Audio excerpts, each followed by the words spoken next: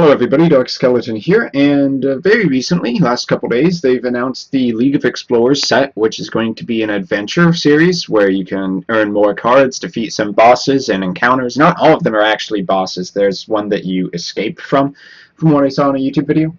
But anyway, with this new set is going to come out about 30 or 40 new cards, quite a few of those being class specific, and we're going to go ahead and take a look at those right now. If you go check out hearthstone.com today or in the near future, it is one of the top news stories there, so if you scroll down a bit, you'll find it. So first up, we have the Jungle Moonkin, which, if you remember, basically Boomkins or Balanced Druids from World of Warcraft. They're the spellcaster variant of the Druid, where you go into Moonkin form and you do a lot of spell damage. They are ranged DPS that use spells like Moonfire to deal damage.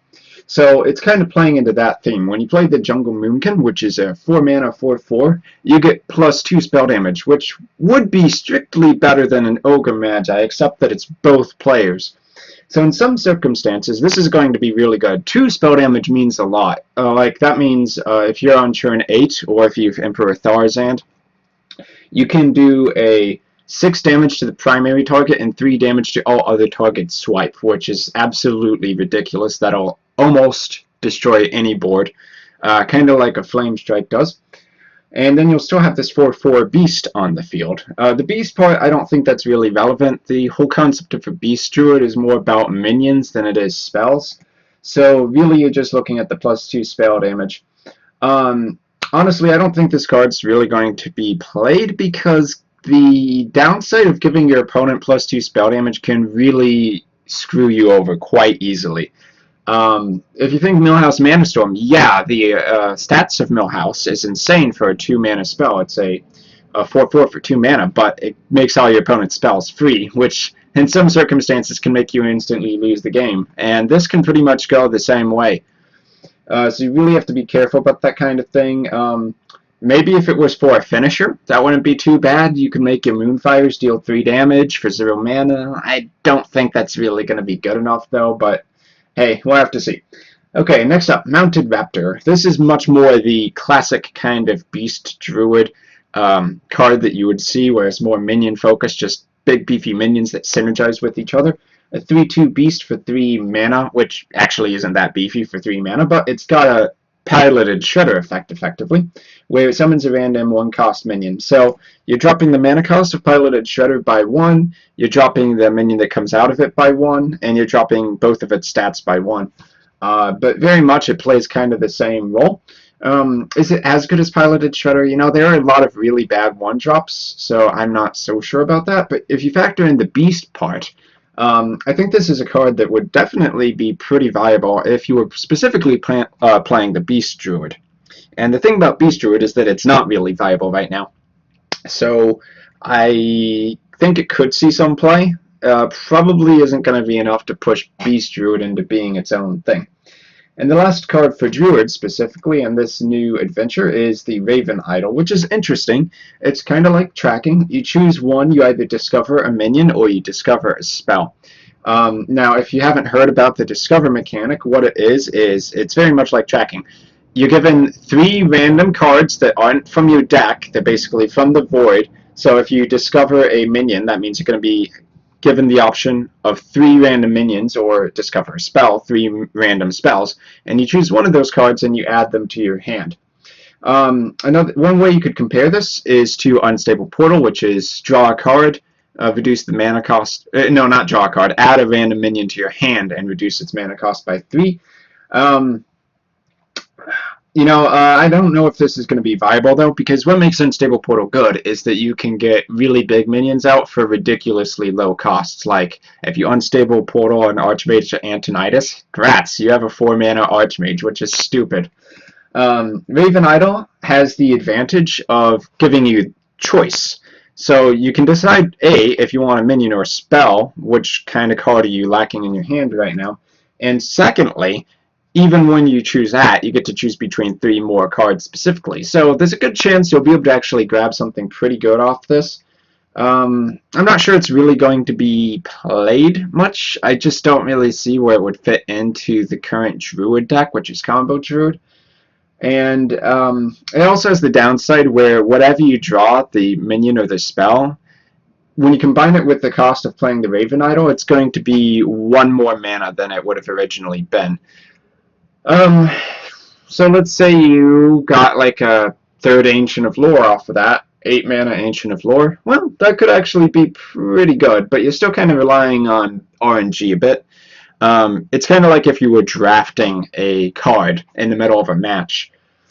Yeah, I mean, it might be good in the later turns, and it might be good as a turn 1 play, but I thought that the sapling spell, the 1 mana spell that gives you 2 saplings or deals 2 damage, would be in pretty much every Druid deck. And more or less, it's only really played in the Token Druid, which is a rare deck. Yeah, not too many people play that. They're always playing the Combo Druid. Oh, the standard Combo Druid, anyway. So, I don't know about that. I think overall, the Mounted Raptor might actually be the most viable of these 3 cards.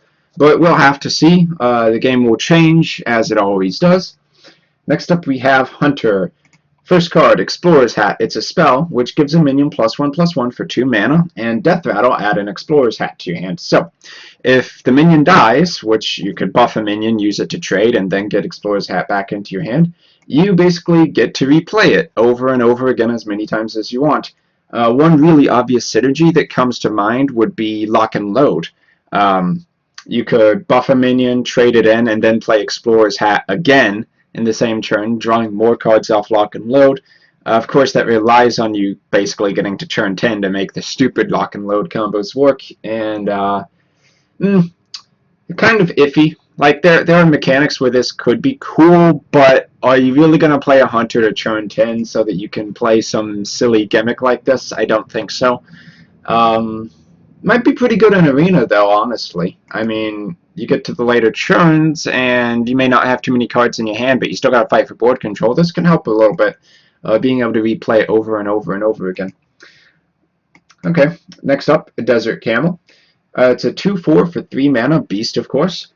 Put a 1 mana cost minion from both decks into the battlefield. So this is good if you have basically a face hunter deck, or a hunter deck that at least has, I'd say, 4 or more 1-drops and you just haven't played all of them yet. Then you can get those on the battlefield, and if your opponent doesn't have a 1-drop, then that's really good. That's like a 2/4 that summons a 2/1 Leper Gnome or something like that. However, you also have to consider the anti-aggro decks that are going to be including Zombie Chow, and Zombie Chow might be their only 1-drop. They still have a Zombie Chow in their deck, and congratulations, you just gave them a 2/3 Zombie Chow so you could get your 2/1 Worgen Infiltrator or whatever on the board. So it can actually bite you pretty hard.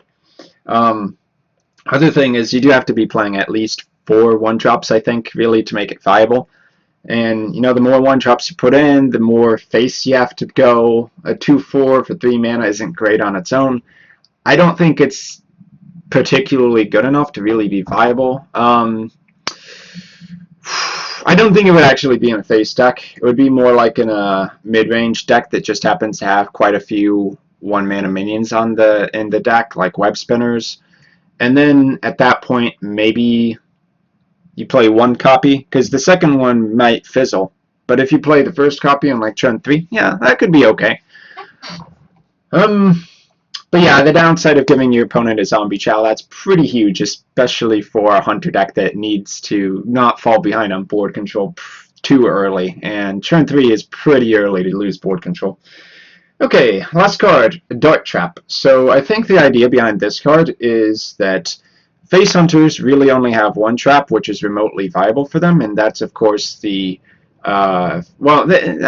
Trap kind of too, but usually it's just Explosive Trap that they have, so it's like, oh, they're face, so you know that when you attack face, you're just going to take 2, and all your minions are going to take 2. With Dart Trap, however, if your opponent does a hero power, 5 random damage is going to go off on 1 of your random enemy targets. So that could be a minion. It could also be the hero's face specifically. 5 damage for 2 mana is quite a bit. I mean, 4 mana fireballs are viable, and by viable I mean played in just about every mage deck ever. So this is actually pretty good for a face deck, I think. Specifically because the more damage you can do, the better. And a lot of the time, you'll be up against like a priest or a warrior, and they're going to be using the hero power to heal. But them using the hero power to heal can be their downfall when this triggers and they take 5 damage. The way you counter this is by having a lot of weak minions on the board, like if you had a Violet Teacher and flooded the board with 1/1s and then hero powered to equip a dagger, could end up being pretty weak there. But against decks like Control Warrior, I think that's actually a good card because they don't play too many minions, and the ones that they do play, getting sniped for 5 damage might actually be pretty good. Can you imagine, like, say, you get the, not the armor smith, but the shield bearer, I think it's called. The one that's a 5/5 that gives you 5 armor. You guys know which one I'm talking about. Sniping that could be pretty good. Okay, next class, Mage. Okay, animated armor. 4/4 for 4 mana. Your hero can only take 1 damage at a time. I think this card is basically garbage because you're already at poor stats to begin with, and your hero can only take 1 damage at a time. That's really only relevant until they kill the minion. So it's like a 4/4 with taunt, in a way. But at that point, why wouldn't you just play a Sinjin Shieldmaster? And Sinjin Shieldmaster hasn't made it into Mage decks for some time, so yeah, I don't really see where they were going with that. It would be better if you were like playing it in a warrior deck, because then you can use your weapon, hit like an 8 attack minion, and only take 1 damage. That would be pretty good.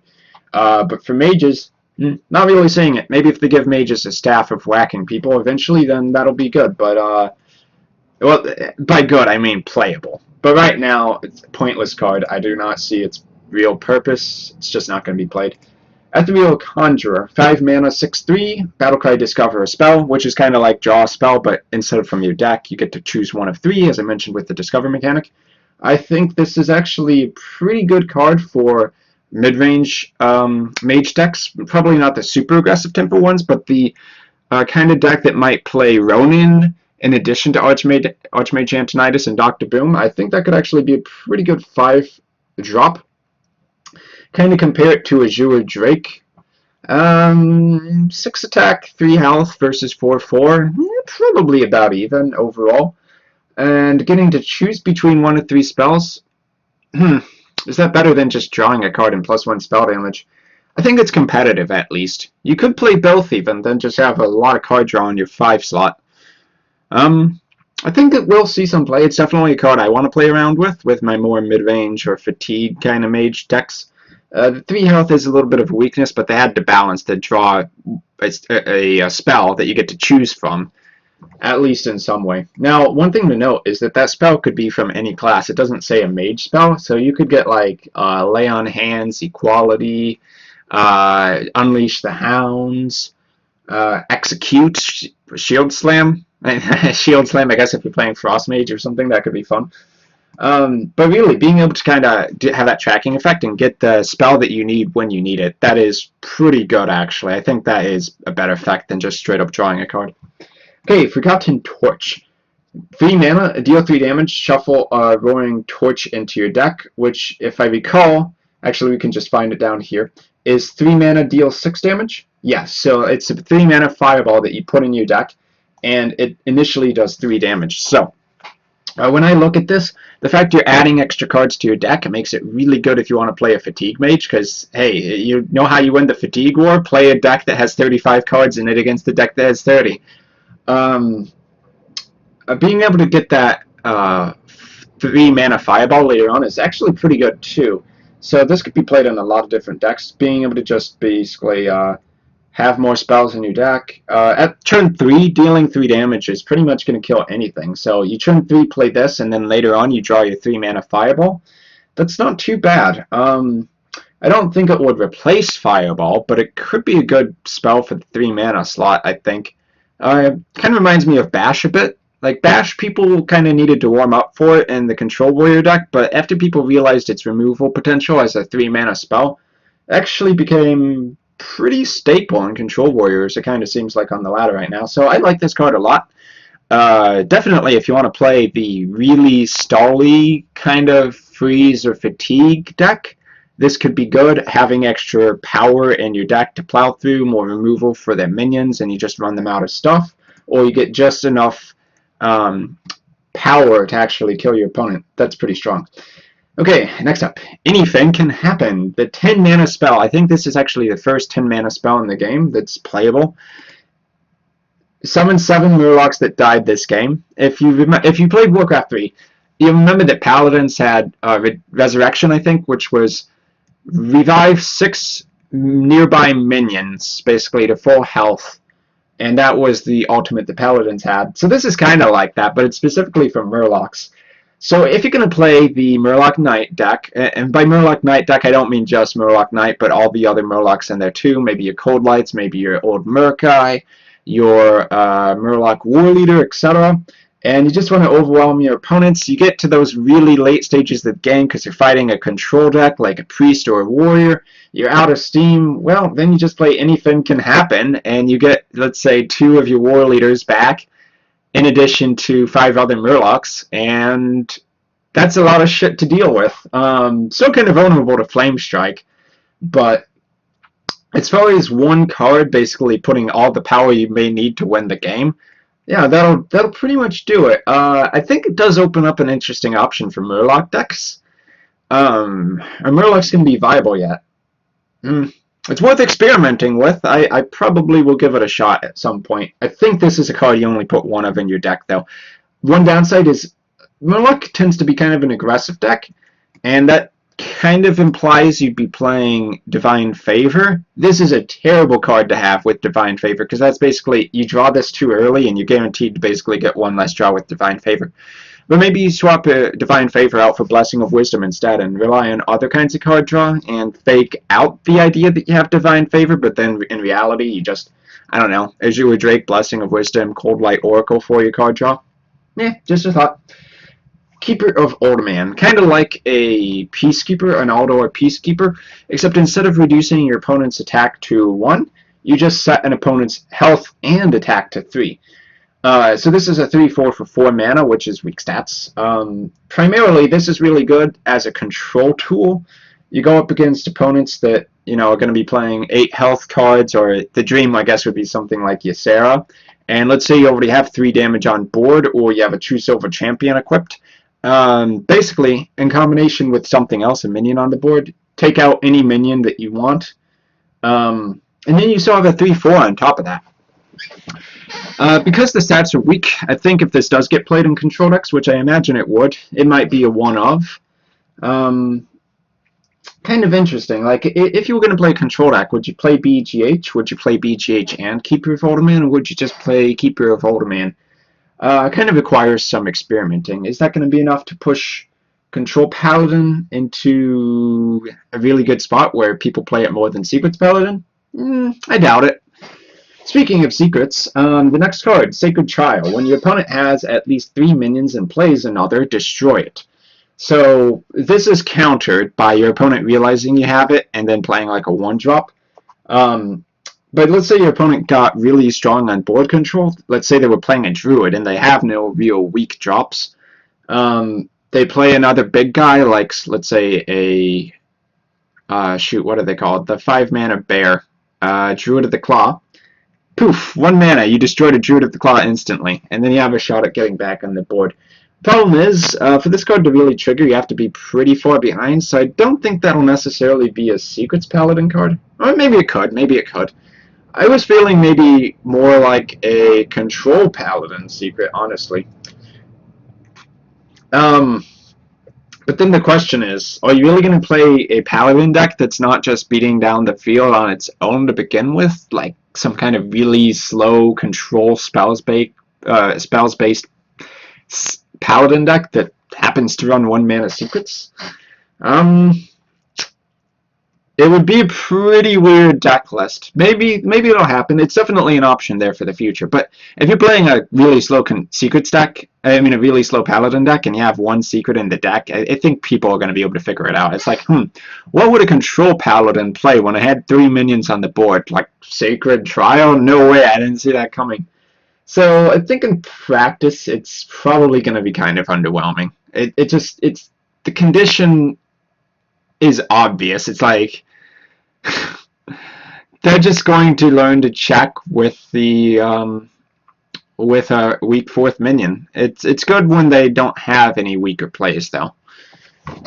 Probably better in a control versus control kind of matchup where, you know, control decks become more of a thing, the meta slows down, which I feel may actually happen with the set. We'll have to see. Moving on. If this Excavated Evil, deal 3 damage to all minions, shuffle this card into your opponent's deck for 5 mana. I think this card is honestly pretty weak because you don't really want your opponent to draw AoE removal in most cases. And, oh, well, I guess if they do play it, then you do... Oh, okay. I just saw another possibility for this card, Fatigue Priest.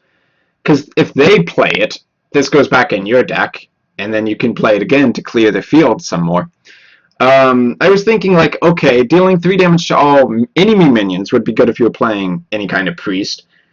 But an aggressive priest, it would be bad because it kills your own minions. And like a control priest, a standard control priest, it's kind of iffy because, I mean, even a control priest still generally needs minions on the board. Like, Dragon Priest is very minion heavy. You don't want to blow your own stuff up. But where this becomes kind of interesting or good is if you're playing a low minion-based deck that goes to fatigue often, like a very control heavy, it just doesn't really care about taking 3 damage for 5 mana. Maybe only play 1 or 2 big minions at a time. And then even if they do play it, then you get this for removal again. Kind of like a pseudo Flame Strike. Could be a thing. It's a card that will just keep getting played again and again, and if you're the kind of deck that just needs to keep the board clear of damage, and that's your only goal, then hey, maybe that'll be a thing. And that's kind of what fatigue decks generally try to do. Just run your opponent out of stuff. Okay, next card, and this is one I like a lot, Entomb. 6 mana, choose an enemy minion, shuffle it into your deck. If you remember Recycle, which I think came out in GVG, it's like that, except instead of the card going into your opponent's deck again, where they can just draw it and replay it, it goes into your deck, which is really good for fatigue, where you're basically adding more cards into your playable deck pool. Also good just in general control, like you steal a Sylvanas, and then, hey, you'll get to play another Sylvanas at this point in the game, and in a control versus control matchup. That can really change a lot.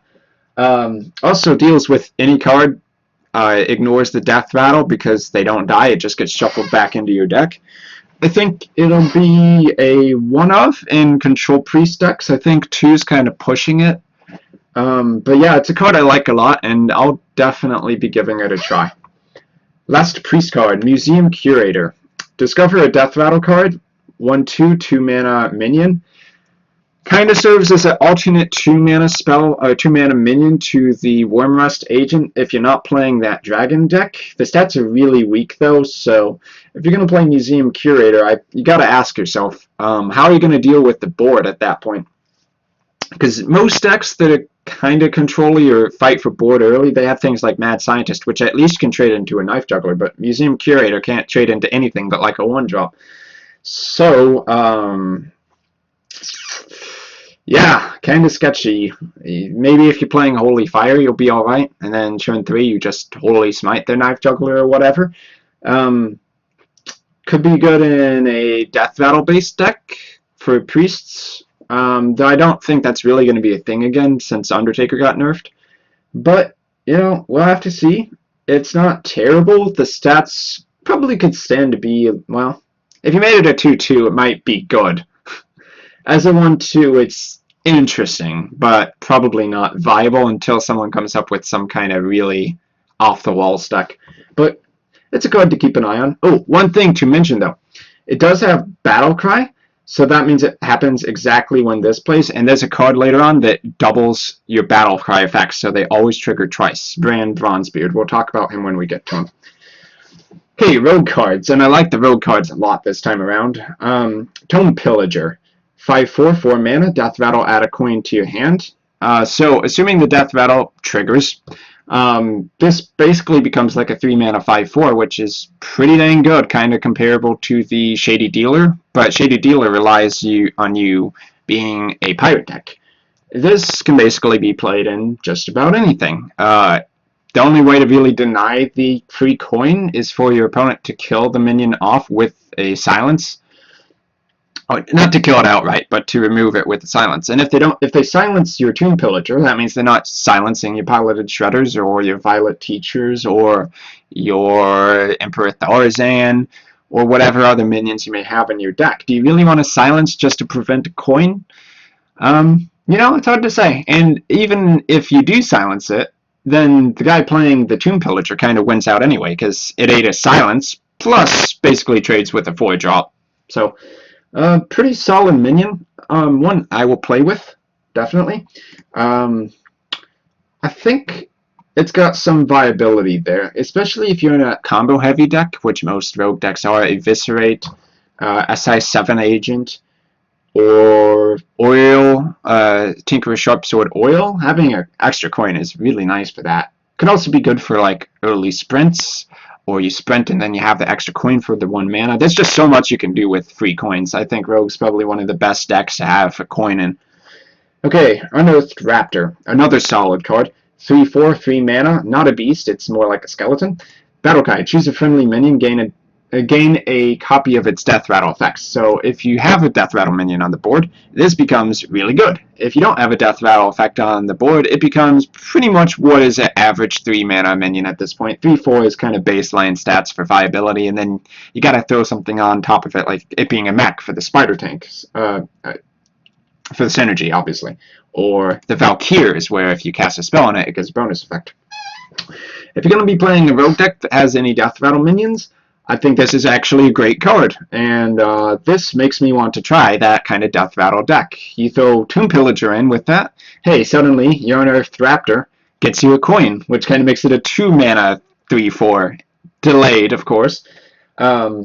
A little bit better than that, because the coin, once again, combos for trigger.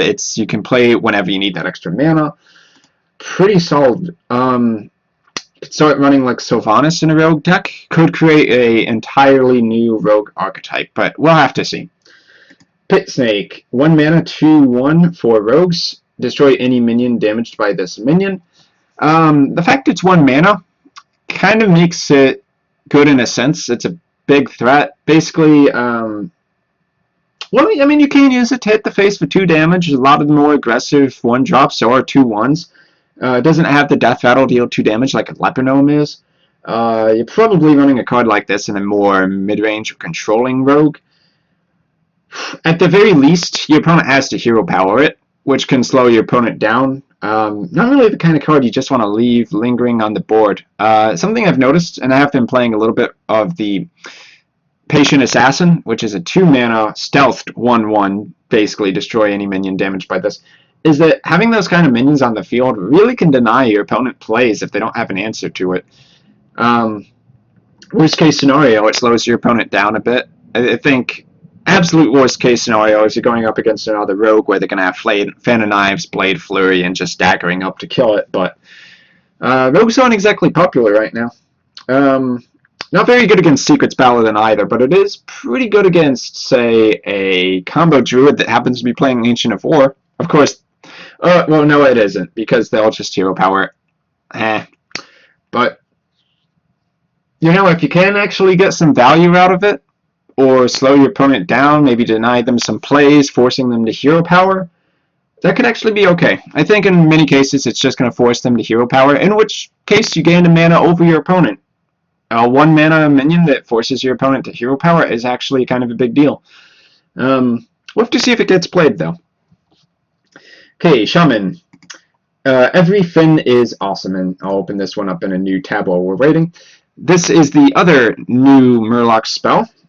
7 mana, give your minions +2/+2, cost 1 less for each Murloc you control, which means if you have 7 Murlocs on the field, this is +2/+2 to everything for 0 mana, which is stupid.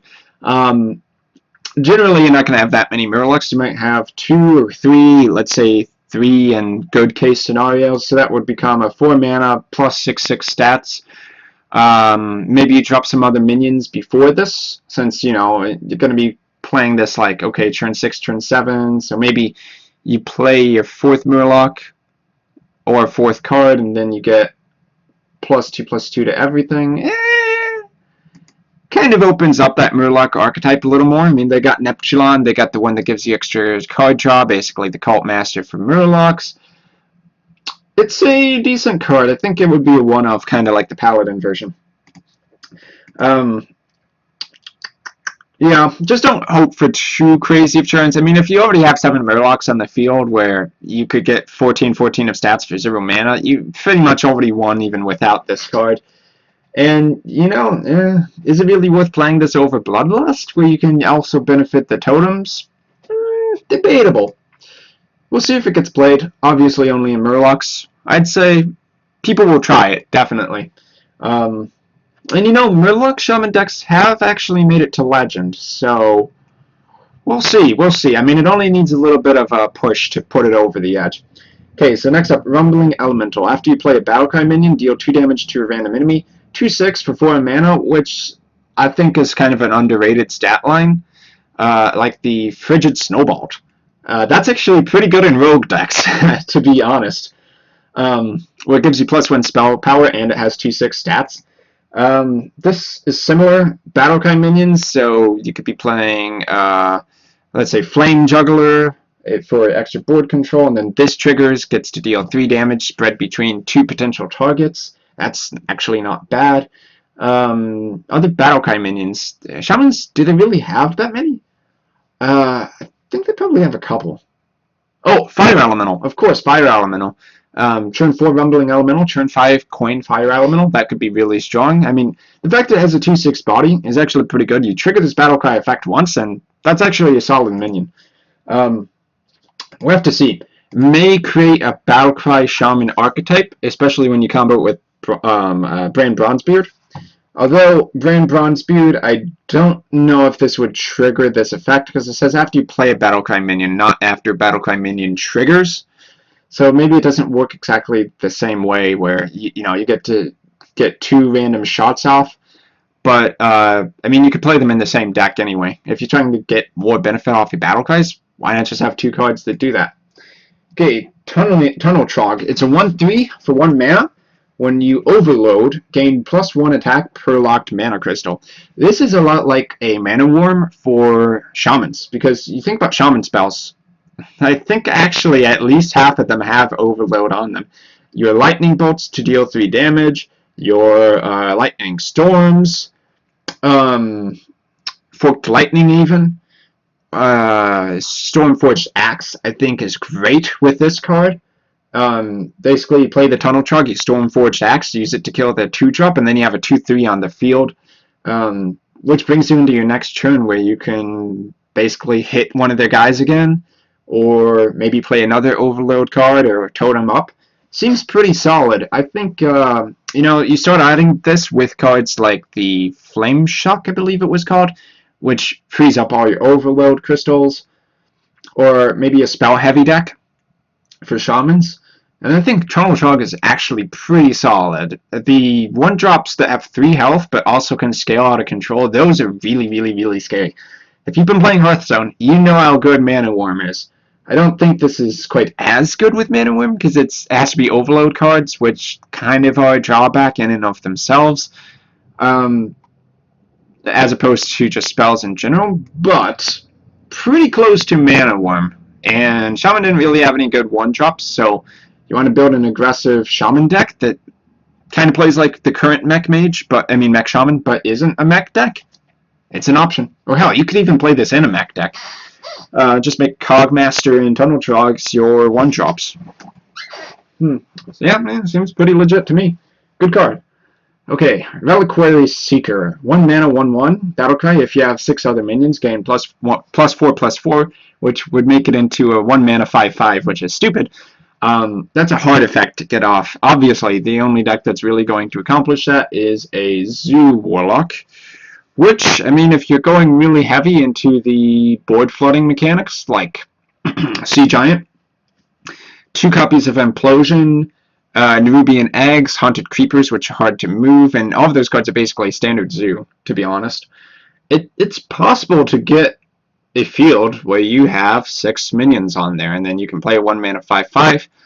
However, if you're going to wait around for that to happen, that means the Reliquary Seeker is going to be sticking around in your hand, which isn't so great for a Zoo deck because you want to play that Doom Guard without discarding things. And if you play this as a 1-drop, like a turn 1 play, it's awful. 1/1 is just really sad. I don't think it's actually going to make the cut just because it's such a punishing requirement. If it was 5 minions, maybe. If it was 4 minions, it would be really good. 6 minions is just asking too much, though. And I mean, even if you do play it, it still kind of opens your board up to AoE. Well, I mean, a Flame Strike wouldn't kill it, that's true. But yeah, it's too situational. It's like theoretically good in the same way Dreadsteed is theoretically good. A minion that never really dies that you can just use for the next 20 turns, super good, right? No, Dreadsteed, it just isn't really worth it. And this is kind of the same way, so meh. Okay, next card, Curse of Refam. Give your opponent a cursed card. While they hold it, they take 2 damage on their turn. Now, you can, of course, toss the cursed card, which is also a 2-mana spell, to get rid of it. Now, they keep it in the hand. They will keep taking damage. They will take 2 damage guaranteed, and even if they get rid of it the turn they play it, they've already taken 2 damage. So it's effectively becomes neutral mana cost, they take 2 damage, or neutral mana cost, they take 2 damage, plus every turn they leave it in their hand. So you give them kind of a choice. Do they want to take a lot of damage where it may open you up to lethal possibilities, or do you want them to... I'm not sure where I was going with that, but yeah, it kind of screws your opponent's mana curve over, makes them take damage. I think this card more belongs in aggressive decks, which really make it so that your opponent has to evaluate their choices a lot. It wouldn't be good in Handlock, because in Handlock, the game just goes on forever and forever, and you can just pay the extra 2 mana any turn you have the extra mana floating. So in a Zoo deck, very scary, can really push some aggressive possibilities. I mean, more so than Zoo already is, because it's more of a mid-range deck. But with this, could get a little bit more aggressive.